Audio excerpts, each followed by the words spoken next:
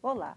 Hoje nós vamos conversar um pouquinho sobre os efeitos da fotobioestimulação ou fotobiomodulação na regeneração tecidual.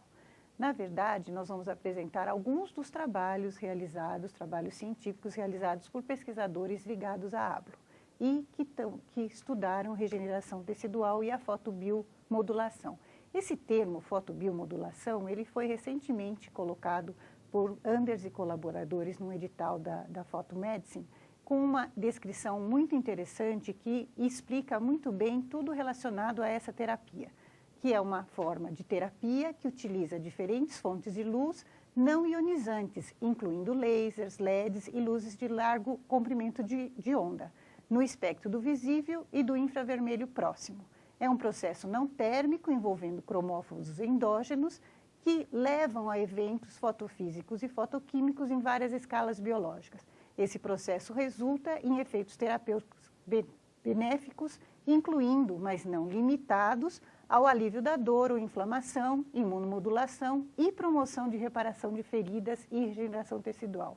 E é nesse ponto que nós vamos conversar um pouquinho hoje do efeito dessa terapia, que também é conhecida com outros nomes, laser fototerapia, low level laser therapy em inglês.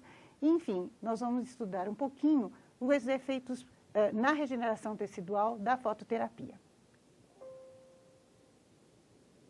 A fotobiomodulação, ela iniciou com os trabalhos de Endre Mestre, na época em 1960, 1970, onde ele mostrou o efeito da irradiação a laser na cicatrização de feridas no dorso de ratos. E isso começou então com trabalhos bem simples, translacionais em animais, e hoje em dia esses trabalhos translacionais em animais mostraram inclusive que existe regeneração de tecidos, não só cicatrização.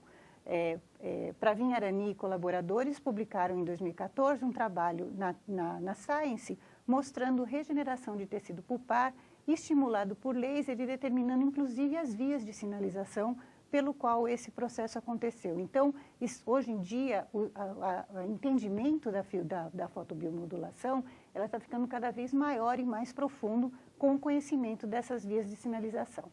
O nosso grupo começou a trabalhar, mais ou menos no final dos anos 1900, no início dos anos 2000, com culturas de células, onde nós pudemos começar a entender os efeitos da laser terapia de maneiras mais objetivas.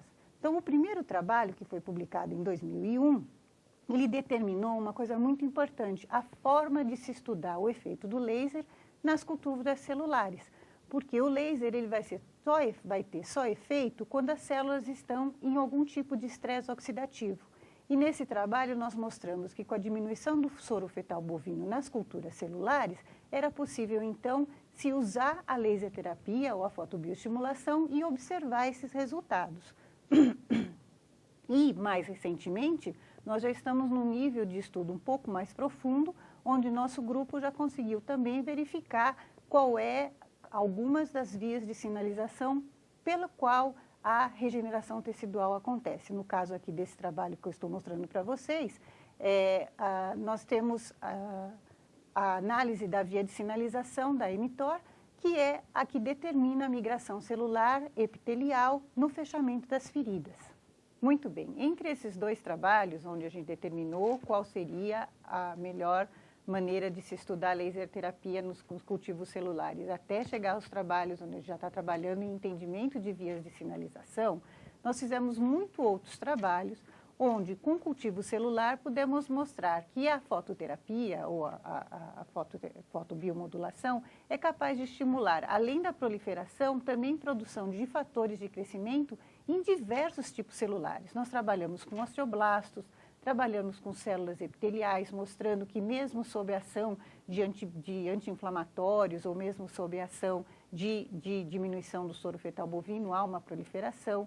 Trabalhamos também com células-tronco da polpa dentária humana e também trabalhamos com células onde nós induzimos a liberação de fatores de crescimento e até de controle e biomodulação de citocinas inflamatórias. Na sinalização celular, esse trabalho mostrou que há uma promoção dessa via da sinalização, da mTOR, que ela é importante para a migração epitelial e na cicatrização de feridas. Observem essa imagem das células em cultura, que interessante. Nós temos aqui uma ferida feita na monocamada celular e em algumas das culturas nós usamos a fotobiomodulação com uma baixa densidade de energia ou com uma alta densidade de energia. E tempo a tempo observamos o fechamento dessa ferida.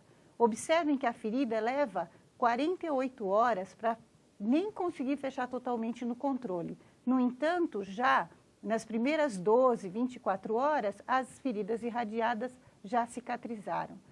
Esses estudos nós passamos, então, da parte de estudos in vitro com células em cultura, começamos a trabalhar também em estudos translacionais com ratos, onde nós fazíamos feridas nos ratos e observávamos como que essa cicatrização acontecia, tanto no cérebro do rato, como também em tecidos mais conhecidos dos dentistas, que são, por exemplo, a mucosa da língua. Esse é um dos trabalhos que nós fizemos, onde nós fazíamos essa lesão no cérebro do rato e depois nós acompanhávamos como que essa lesão se desenvolvia nesse tecido. Interessantemente, as lesões tratadas pelo laser sempre tinham, inicialmente, uma extensão, um tamanho menor. E isso nos levou a tentar entender o porquê e nós começamos a estudar, então, a viabilidade dessas células. E observamos, como vocês podem ver aqui nesse gráfico, que as células tratadas, as lesões tratadas com a fotobiomodulação apresentavam um número significativamente maior de células vivas em comparação com as células vivas do grupo controle.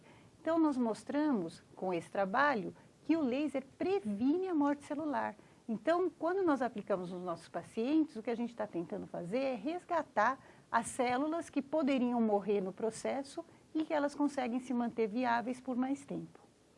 Na cicatrização da língua, por exemplo, observem que interessante, em 5 dias, a lesão irradiada tem um número significativo, um tamanho significativamente menor que a não irradiada ou aquela irradiada com altas densidades de energia.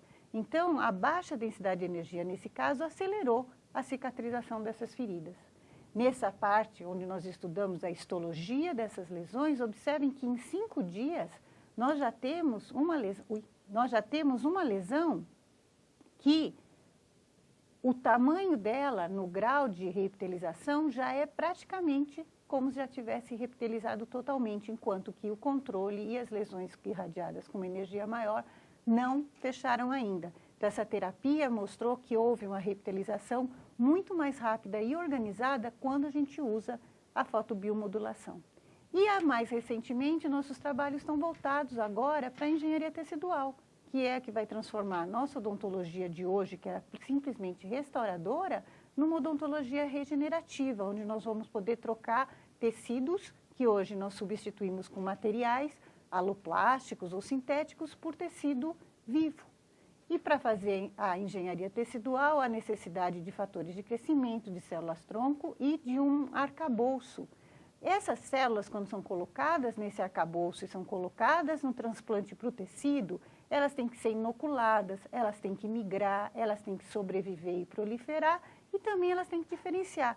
Todas essas atividades, todas essas funções celulares, nós mostramos em cultura de células que o laser melhora.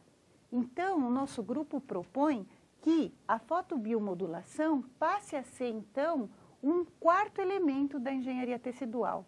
E, para isso, o primeiro trabalho que mostrou que isso pode ser possível foi o primeiro trabalho na literatura onde células-tronco da polpa dentária humana foram irradiadas com a terapia da fotobiomodulação. E nós mostramos, como vocês podem ver aqui nesse gráfico, que realmente células irradiadas tiveram uma taxa de crescimento significativamente maior do que as células não irradiadas, mostrando então que é factível que essa fotobiomodulação melhore, né, a engenharia tecidual. No entanto, nós temos que saber se essa melhora, né, dessa importância na melhoria na odontologia regenerativa, se isso realmente acontece com vários tipos celulares. Então, nós estamos trabalhando agora com células-tronco de polpa, não só de dentes decíduos, mas também de dentes permanentes, e realmente nós verificamos que mesmo com subnutrição, em determinado parâmetro, nós conseguimos que as células cresçam e alcancem um número e similar à de células crescidas nas melhores condições de cultivo. Mas, então, para melhorar a engenharia dos tecidos, a terapia ela é importante aumentando o número de células, mas ela não pode promover uma diferenciação. E para observar se isso acontecia, nós estudamos o efeito dessa terapia na expressão de genes marcadores de células-tronco da polpa dentária. E para nossa felicidade, o resultado mostrou, como nesses gráficos vocês podem observar, que todos esses marcadores de célula-tronco, eles se mantiveram expressos mesmo depois do número aumentado de células pela fotobiomodulação. Então, a fotobiomodulação não interfere, não faz com que as células se diferenciem. Mas, na engenharia tecidual, há que se ter uma diferenciação em algum momento. Então, nós queremos saber, essas células que cresceram sob a ação da laser terapia, no momento que você colocar um fator de crescimento, será que elas vão realmente se diferenciar? Então, foi exatamente isso que a gente fez. A terapia pode melhorar diferenciações desejáveis quando associadas aos fatores de crescimento?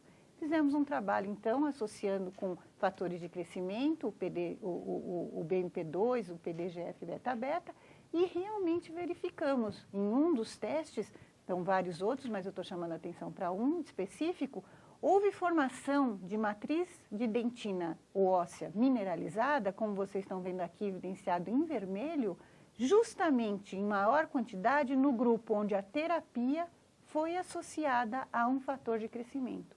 Então, nós fizemos outro trabalho com outro fator de crescimento, com outros tipos celulares de célula-tronco de polpa e tivemos o mesmo resultado. Observem a quantidade de formação mineral quando nós associamos a fototerapia a um fator de crescimento. Então, realmente, numericamente, nós verificamos que isso acontece. Então, a quantidade de matriz mineralizada induzida por essa associação foi muito maior. Mas como aplicar isso na clínica? Qual a importância na clínica? Quando nós temos esses casos onde o paciente perde o tecido pulpar precocemente, ainda não há formação da raiz nesse dente, nós precisamos terminar essa formação da raiz, nós não podemos só simplesmente fazer um tratamento endodôntico. O ideal era a gente substituir esse tecido perdido por uma nova polpa.